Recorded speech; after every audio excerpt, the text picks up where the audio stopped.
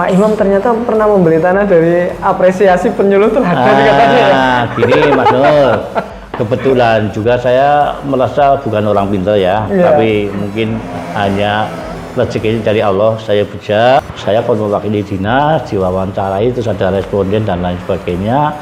Akhirnya saya diusulkan penyuluh berprestasi tingkat nasional di sini kan. Itu wis tenanan iki tanda tangannya menteri Insinyur itu. Anton Priantono nih. Ini Menteri Pertanian yang angkat saya jadi THLT BPP nih Pak.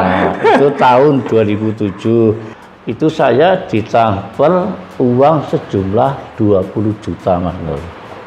Waktu tahun 2007 Mas Nur. Banyak. Itu bukan pinter, kerja, rezeki kan Insya Allah. Itulah. Jangan sampai patah semangat.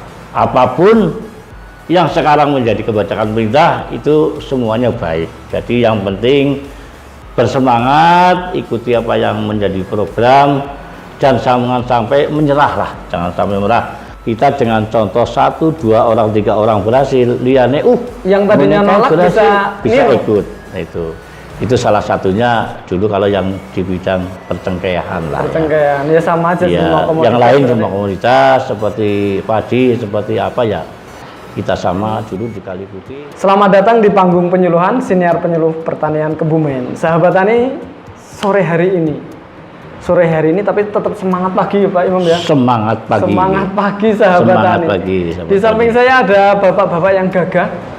Masih muda sebenarnya, tapi yang saya sayangkan beliau sebentar lagi pensiun. Ini termasuk senior kami ini yang paling senior ya, udah mau pensiun berarti paling senior di Kebumen. 60 tahun lebih. 60 tahun lebih. Lebih 7 hari. Lebih 7 hari. Pak Imam Mustaqim diperkenalkan dulu kepada sahabat tani Pak Imam.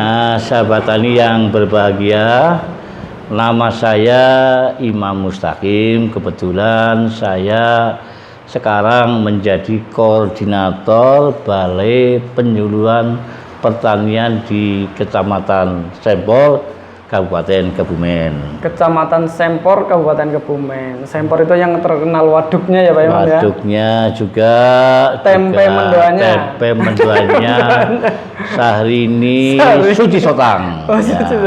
Itu yang sempat viral itu ya kemarin. Viral. Dan Pak Imam itu sebagai koordinator balai penyuluhannya. Iya. Saya lihat pertanian di Sempor lumayan bagus ini. Petani-petaninya juga semangatnya bertani. Ini ternyata beliau yang memotivasi Pak Imam ya. Iya.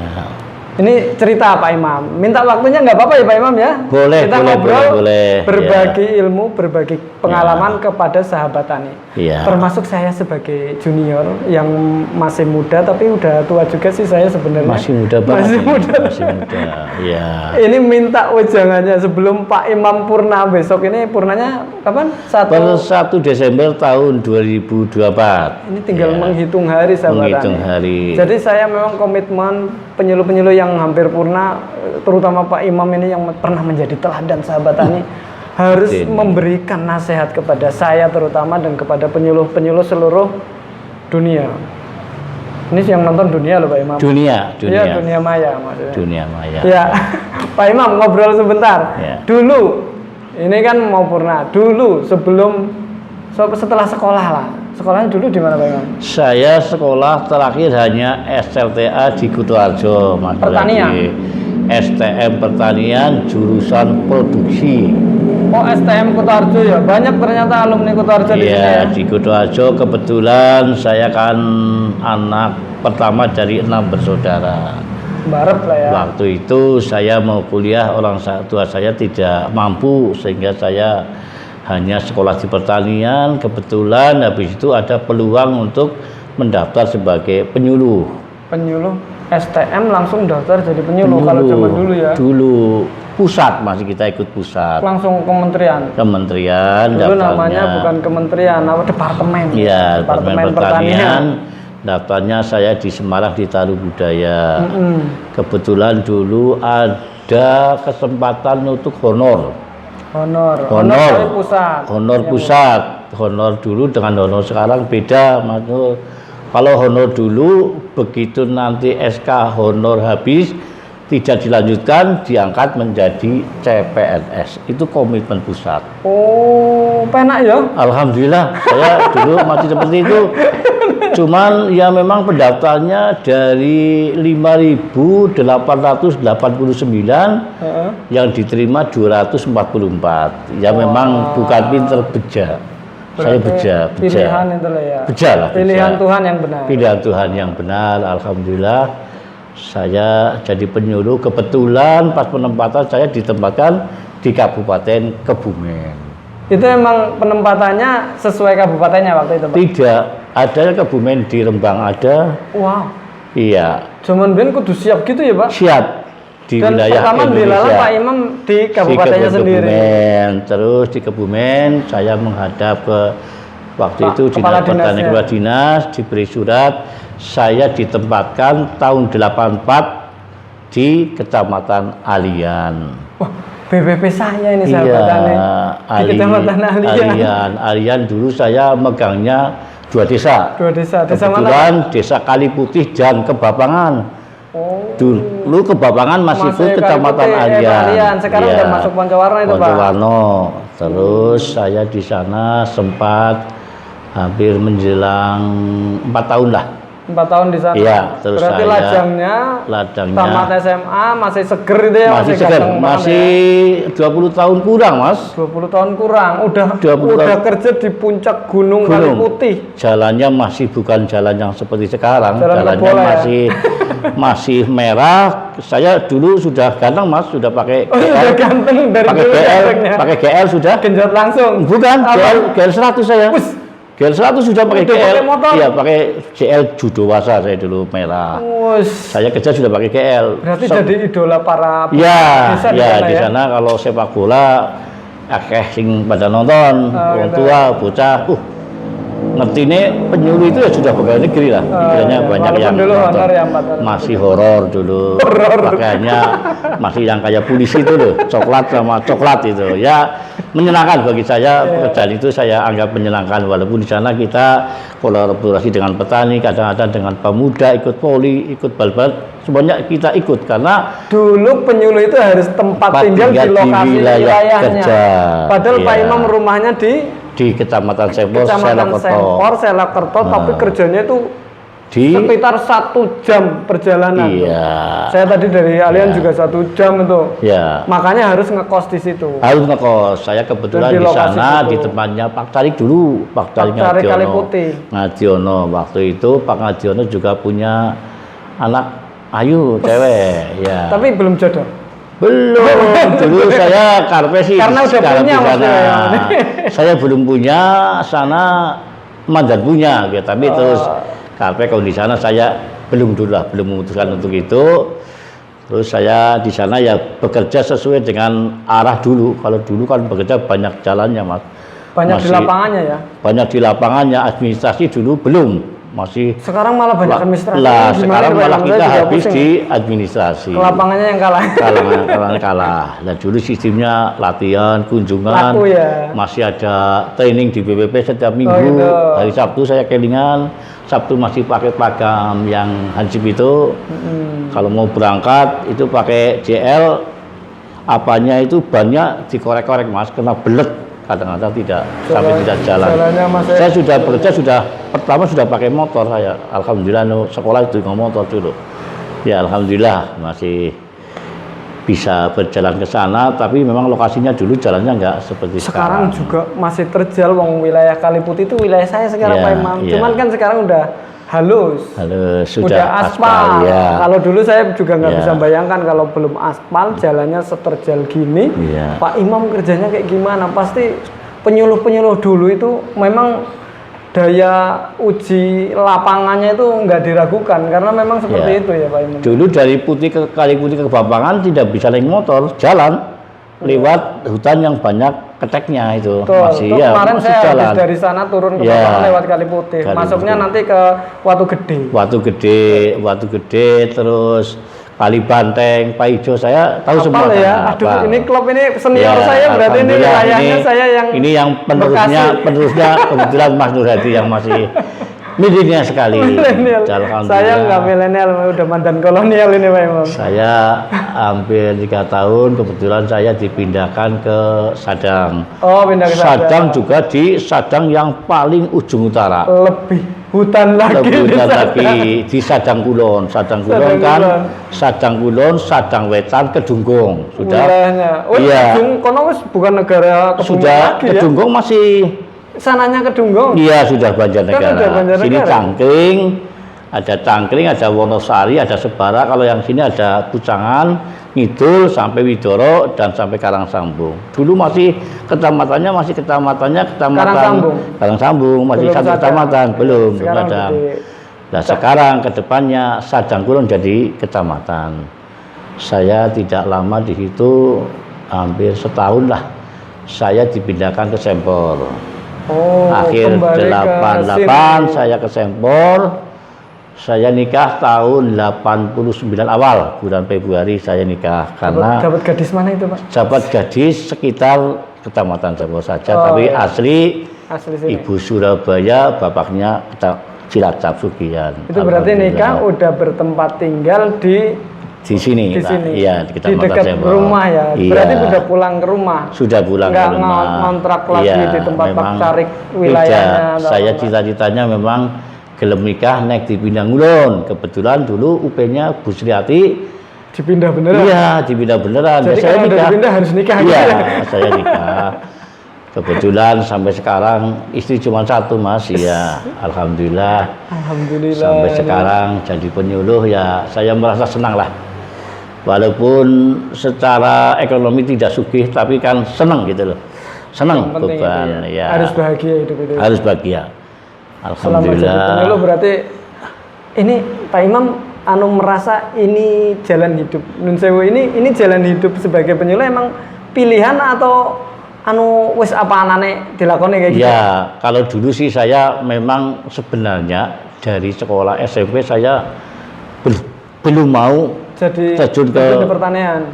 Sekolah pertanian. Iya. Saya dari SMP saya itu malah pengennya urung sekolah. Tapi bapak saya kan ngejar-ngejar kudu sekolah, atau sekolah berarti apa? Lah akhirnya saya memutuskan sekolah yang ada di Kutoarjo yang buka pertanian. Oh. Lah akhirnya di sana praktek nang BB kon maju, tonanu saya lama-lama senang loh. Lama-lama senang. Lama-lama senang apalagi setelah tamat saya bekerja. Tambah senang bekerja dan jelas itu ketone masa depannya kok tambah mantap walaupun honor ya, walaupun honornya waktu itu masih 33.400 Mas. Itu waktu itu kan segitu banyak Pak. Ya masih. Kalau kursnya dolar aja berapa gitu? Masih lumayan.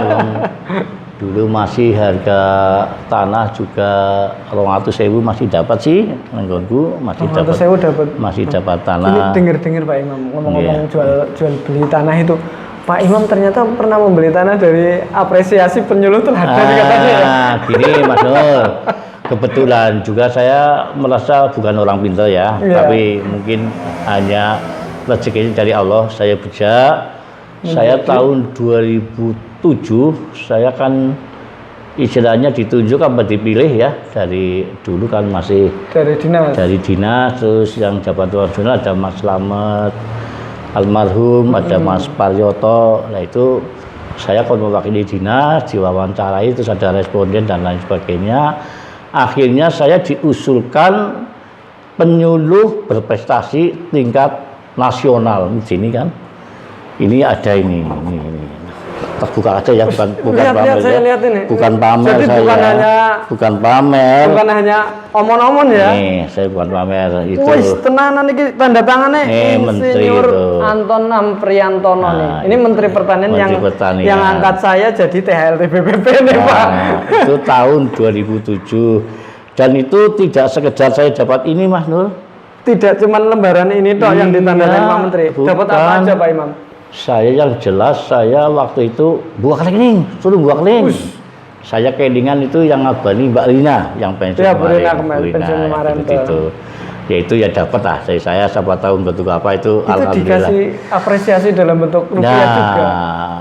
Buat menawannya anak bayong melebu kayak gitu. Akhirnya itu saya ditransfer uang sejumlah 20 juta Mas Nur. Waktu tahun 2007 Mas Nur.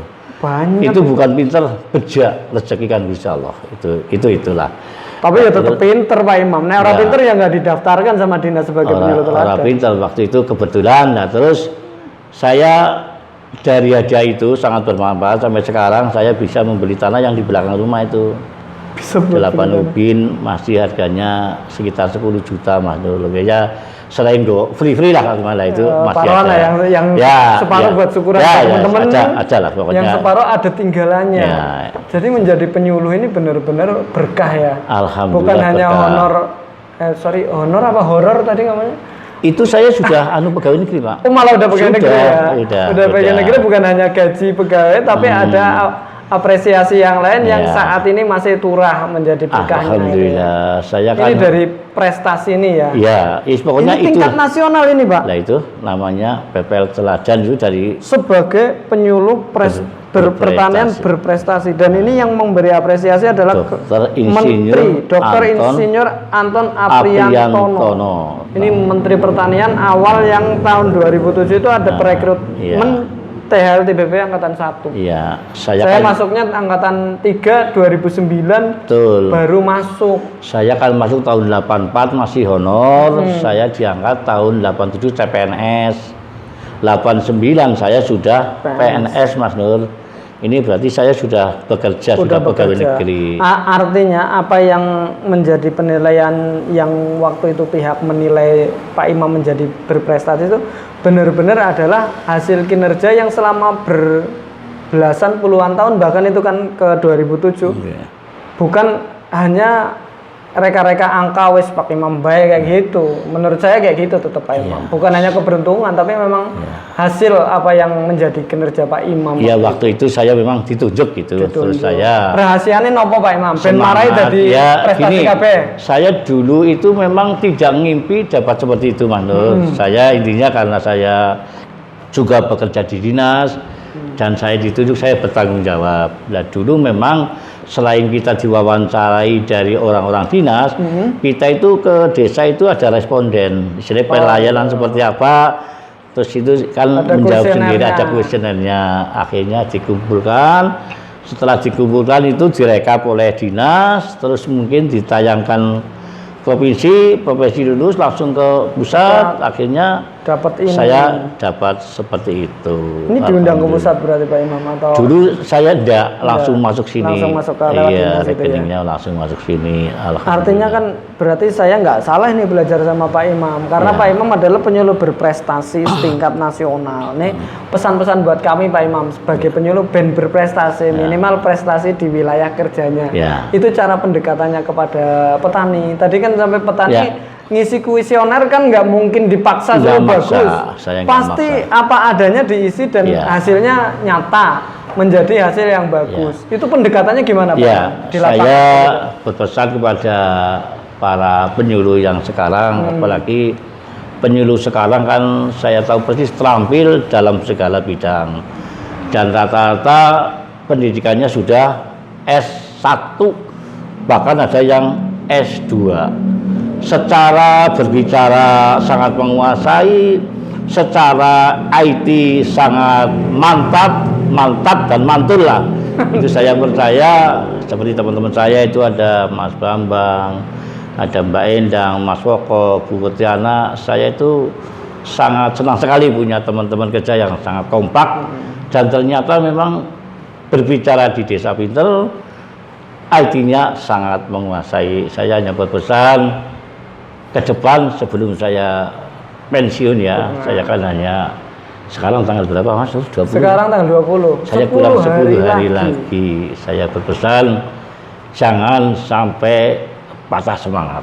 Apapun yang sekarang menjadi kebijakan pemerintah itu semuanya baik. Jadi yang penting bersemangat, ikuti apa yang menjadi program dan jangan sampai menyerah lah, jangan sampai menyerah.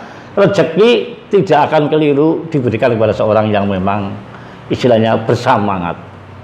Mungkin artinya rezeki nggak akan keliru. Harus berbuat baik terus gitu ya. Iya, harus berbuat baik. Insya Allah Mas Nur nanti di kemudian hari saya doakan dan yang lain akan melebihi saya rezekinya. Insya Allah seperti itu. Mesti ketemu, mesti ketemu. Tapi kan kadang gini Pak Imam, mohon maaf, yang namanya di desa ya, tidak semua orang mendukung kita gitu ya. Di kelompok-kelompok tani pasti ada orang satu, ada yang memang inovator, dia sekali dikasih penyuluhan langsung bergerak dan responnya baik. Tapi kan ada aja yang memang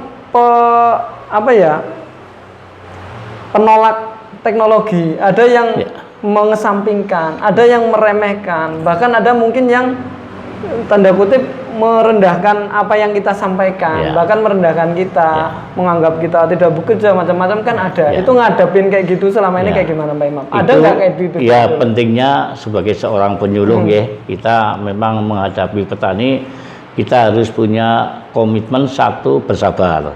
Kedua kalinya kita harus punya istilahnya memandang karakteristik orang yang kita hadapi itu orang yang seperti apa. Nah, kita punya mindset, mungkin punya pengalaman, punya taktiknya seperti apa, kita harus punya itu. Yang di daerah kan kita tahu sendirilah, mungkin petani di daerah Pantai Selatan orangnya seperti ini, petani di pegunungan seperti ini. Kita harus tahu lah adat istiadat, karakteristik, dan apa yang mau kita bawa ke sana untuk kemajuan, kita harus mengerti. Tentu saja yang namanya orang ada sing sifatnya cepat nesu, ada yang sabar, anak sing caranya kayak sapi kudu dijunjung dikirit, anak sing kudu dipecut, itu kita memang harus kita harus mengerti dan kita harus jangan patah semangat. Intinya kita harus terus bersemangat, Mas, harus terus bersemangat.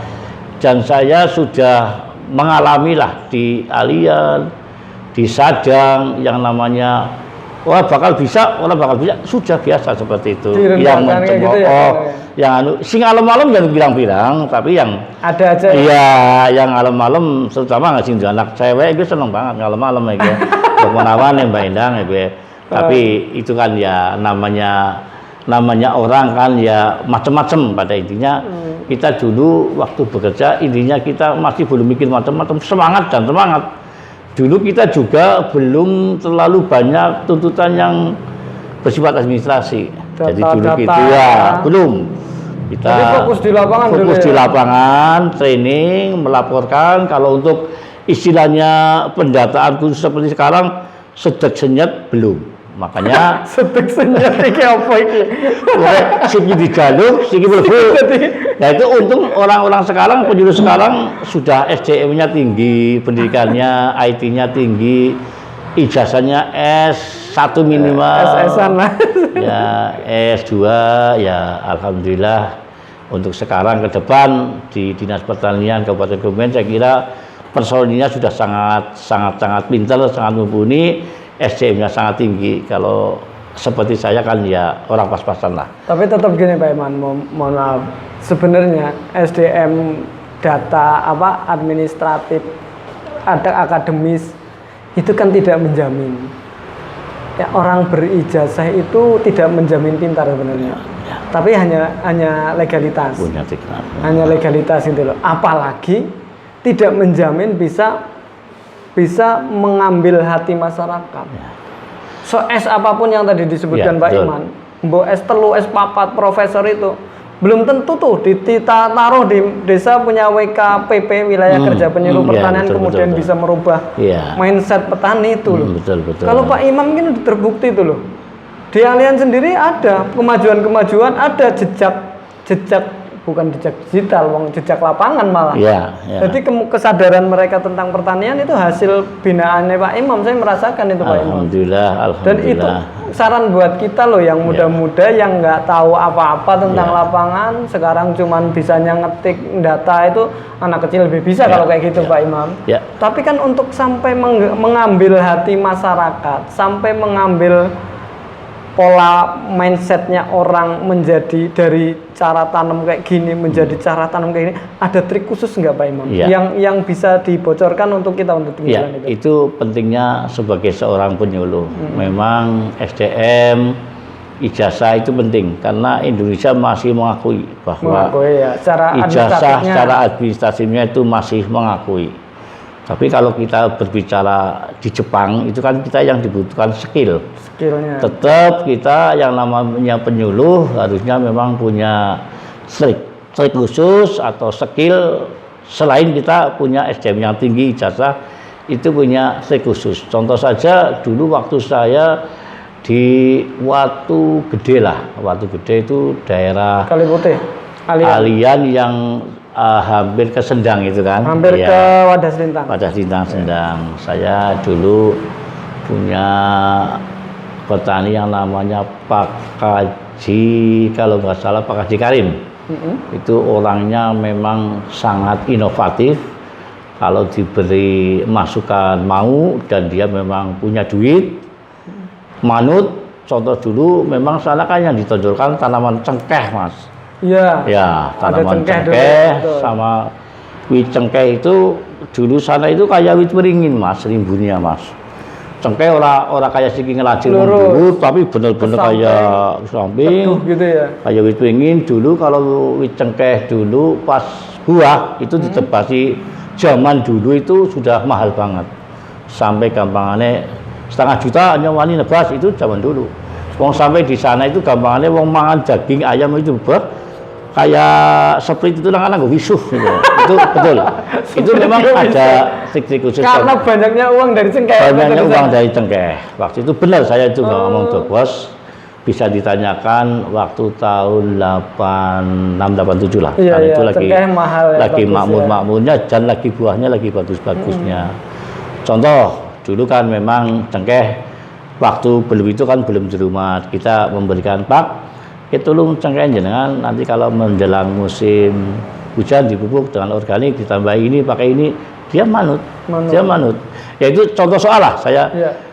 Ya habis itu setelah gampangannya berhasil, gampangannya ngejolan anak gue apa-apa digawak kena ya. Mang gua apa digawak kena. Itu betul itu. Karena hatinya sudah klop, istilahnya itu nganggo ya kita tidak punya resep khusus dilah anak kayak ditanjakna jadi gitu, Mas Nur. Jadi ya yang saya tularkan kepada para generasi penerus di bawah saya yang memang sudah sebenarnya trik khusus dan lainnya sudah menguasai, cuman ketekunan, kedekatan dengan petani.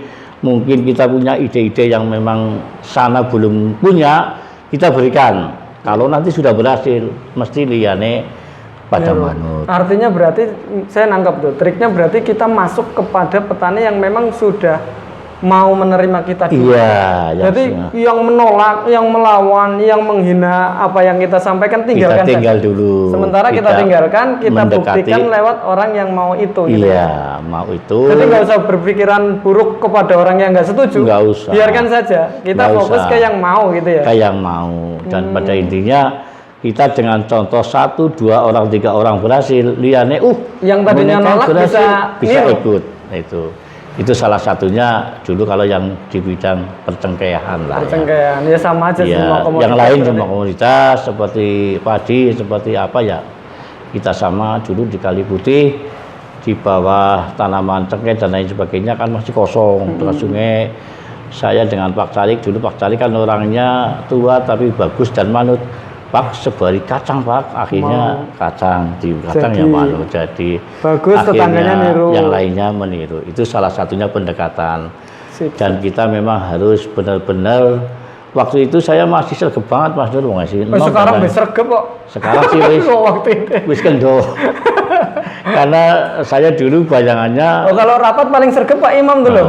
Saya cerita dengan Pak Minto dulu dengan Mas ngesuk dengan dewek umur 50 sih kayak apa ya dari penyuluh ya. Gitu. Saya cerita dengan mentor, ternyata sekarang saya sudah 60 kan, alhamdulillah sehat. Ya walaupun alhamdulillah sehat, Mas Nur. Dan jadi, sudah ke Mekah juga tahun kemarin. Alhamdulillah. Jadi sempurna kayaknya hidupnya Pak Imam ini penuh dengan keberkahan dan alhamdulillah, Mas Nur. Menjelang pensiun anak sudah pada mapan, kemudian beliau juga udah pergi haji apa yang kemarin ya. Amin ya rabbal alamin. Saya tahun 2012 tanggal 24 April saya dengan istri saya mendaftar haji. Mendaftarnya 2012 tanggal 24 April. Saya pokoknya daftar saya karena merasa ini kewajiban lah ya. Iya, punya uang dan kewajiban. Dan saya uang itu tidak utang lah, pokoknya tidak utang sebenarnya. Saya tidak utang dan terasa uang itu juga bukan uang yang haram. Saya daftar. Alhamdulillah lambat laun, tahu-tahu 2023 sudah di aba-aba, ini langsung 2024 berangkat. Alhamdulillah baru kemarin 24 ya. Bulan April tanggal 5 kalau tidak salah kita berangkat. Juni kita sama pulang. Ibu, ya? Iya, Mei. Juni kita pulang haji selama 42 hari pulang pergi. Alhamdulillah diberikan selamat, tidak mewakilkan di sana, bisa baik menjalankan kewajiban ya, rukun hajinya dengan sunat, sempurna. sunat dan wajibnya kita bisa menjalankan semua, baik saya ataupun istri saya. Alhamdulillah sampai rumah juga kita selamat, berkah, tidak ada halangan suatu apapun. Cerita anak, saya anaknya 3 perempuan semua, Mas Nur. Dan sudah yang nomor 1 sudah anak 2 menjelang 3. Udah punya cucu ya Pak Imam ya? Ya, gede sudah SMP, kerjanya di yang 1 di BPN, anak saya yang laki-laki di Polri, yang nomor 2 di Tangerang itu di perusahaan orang Jepang, mantunya anak saya di notaris. Yang nomor 3 ini insya Allah bulan ini sudah. Bulan ini tanggal 25 kalau tidak ada perubahan. Oh, berarti jenengan pensiun udah selesai menguliakan anak terakhir bahkan? Sudah di Universitas Islam Negeri Purwokerto. Jurusan perbankan syariah. Barangkali nanti Mas Nur ada relasi di Lembong Mas Nur, saya terima kasih mengerjakan Allah ini. Mas Nur ini patut dicontoh sahabat Tani. Idealnya penyuluh itu kayak Pak Imam saya melihat loh. Alhamdulillah. Jadi jalannya karir bagus, bahkan sampai dapat prestasi. Di ujung pensiun, sebelum pensiun udah bisa naik haji, bahkan berserta bersama ibu. Sebelum pensiun bahkan anaknya sudah mentas semua, sudah bisa mendidik, berhasil mendidik anaknya sampai sarjana ya besok yang terakhir itu, dan bahkan yang keluarga sudah berprofesi bagus semua. Ini saya yakin ini mungkin ada rahasianya Pak Imam. Apa dongane atau amalannya atau apa sih yang dilakukan Pak Imam untuk sukses dalam karir hidup penyuluh sampai pensiun pun masih muda kan sahabatan ini. 10 hari lagi pensiun tapi sehatnya ngungkuli sing masih 17 tahun. Alhamdulillah. Ini resepnya apa nih Pak Imam? Ya alhamdulillah, kalau saya memang yang namanya makan itu saya juga teratur, maksudnya saya tidak sembarang makan ya. Pagi sarapan, siang kadang-kadang tidak makan pun makan apa, tapi sore makan lagi. Terus yang lain berbicara masalah makanan-makanan yang memang dilarang saya juga jarang lah, walaupun kadang-kadang kita khusus di mana makan yang di hotel saya tidak sembarangan makannya ya yang benar-benar halal lah ya, halal, orang aneh-aneh nggak ngombe, orang aneh-aneh enggak ya. Terus ya masalah beribadah seduga-duga saya ya yang namanya sholat waktu insya Allah saya jalankan. Kalau bisa menjelang berangkat kita jam 7 lebih kita sholat duha, itu yang sudah saya lakukan hampir setiap hari. Malam kalau bisa ya kita tahajud, sholat hajat, itu memang kadang kita lakukan, tidak sering, kadang kita lakukan. Sholat witir kita lakukan Mas Nur. Ini bentuk ibadah, bukan bentuk permintaan. Bentuk ibadah otomatis yang namanya Allah kan motoy kita. Orang jaluk pun dikasih karena kultur kita tapi kita niatnya benar-benar ibadah. Aku orang niat aku sholat tahajud enggak. Saya niatnya ibadah lah. Benar-benar kewajiban kita manusia diturunkan ke dunia kan untuk beribadah.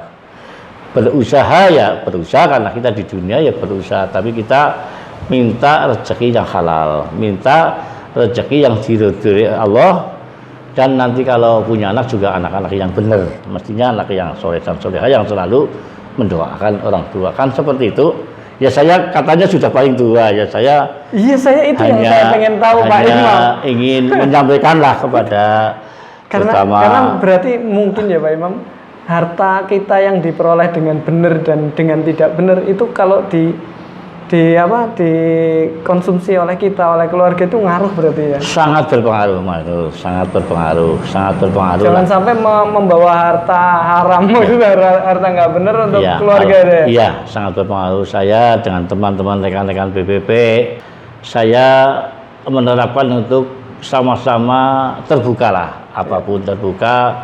Kalau memang ini bukan haknya ya kita nggak usah, kalau intinya haknya ya kita makan sebisa saya, walaupun mungkin ada yang kemakan yang lain kita nggak tahu, di tapi dunia kerja kan godaan-godaan itu ada, harus pintar-pintar memilah ya, tapi kita bisa minati hal-hal yang memang baik, hal-hal yang kurang baik kita harus istilahnya kita bedakan.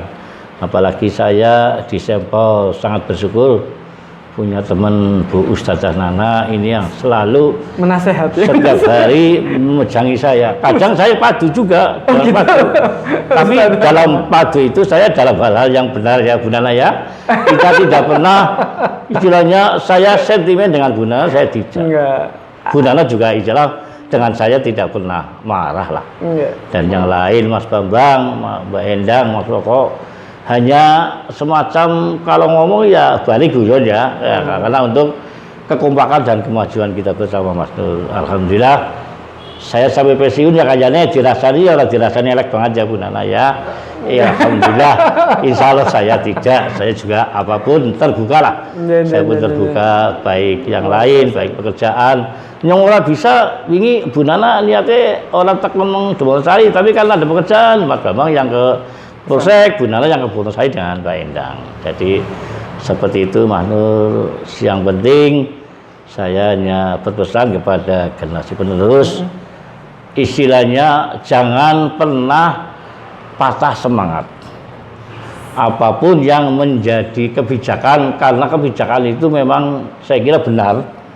Kebijakan itu benar. Kalaupun mungkin dilakoni abot ya mungkin karena kita yang memang belum bisa menyesuaikan.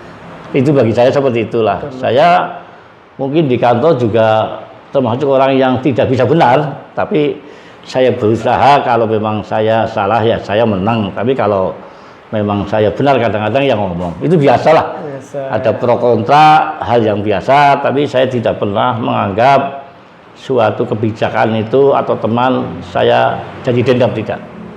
Saya sangat berterima kasih punya pimpinan, punya teman-teman yang sangat baik sekali di Dinas Pertanian yang sangat kondusif, harmonis untuk berjalan bersama untuk bisa membangun masalah pertanian, apalagi untuk sekarang eranya era swasembada pangan.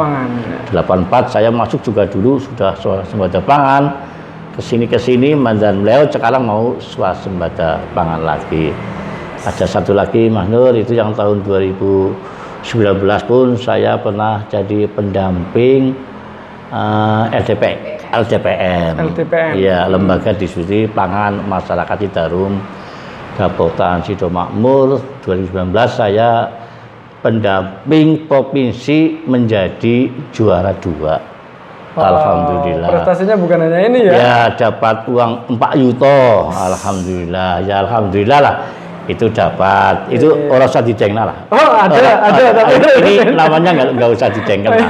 Itu di sana di rumah masih ada, tapi tak simpen lah, kok kenang-kenangan lah. Iya nih bagus ini. Iya, alhamdulillah. Luar biasa nih. Sampai saat ini saya masih diberi umur panjang, sehat, terutama sehat, bisa ketemu Mas Nur, dan nanti saya setelah pensiun pun saya akan berusaha masih berusaha semampu saya menurut kemampuan saya juga bersinergi dengan unsur yang beribadah, terutama beribadah kepada Allah dengan mendampingi anak cucu di rumah. Mungkin saya punya usaha lah kecil-kecilan yang mungkin nanti cuman Mas Nur, mungkin teman-teman bisa membantu. Saya juga terima kasih karena Mas Nur juga tim halo-halonya cukup lumayan juga. Nanti kalau kita bisa ntar kita kalau Pak Imam udah pensiun punya bisnis, kita podcast bisnisnya Pak Imam ya. bisa ya. Saya bukan cuma itu, yang lain juga ada, tapi nggak akan saya bocorkan sekarang lah. Oke. Artinya punya rencana besar setelah pensiun.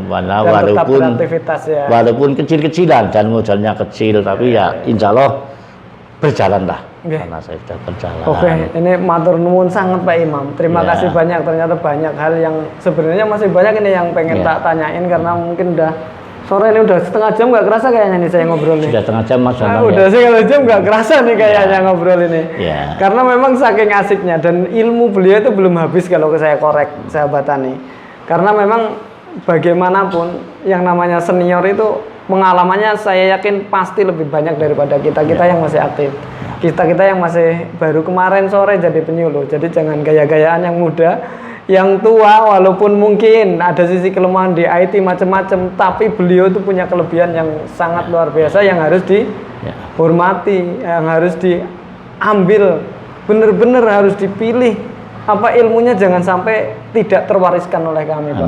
Terima kasih ini untuk hari ini karena sudah minimal semoga menjadi amal jariah. Karena ini semoga terekam bukan hanya di dunia maya tapi di akhirat sana terekam. Amin. Ini saya tayangkan di Jumat pagi biar berkah. Iya, saya juga terima kasih Mas Nur sudah berupaya datang ke Sempor, sudah bersusah payah.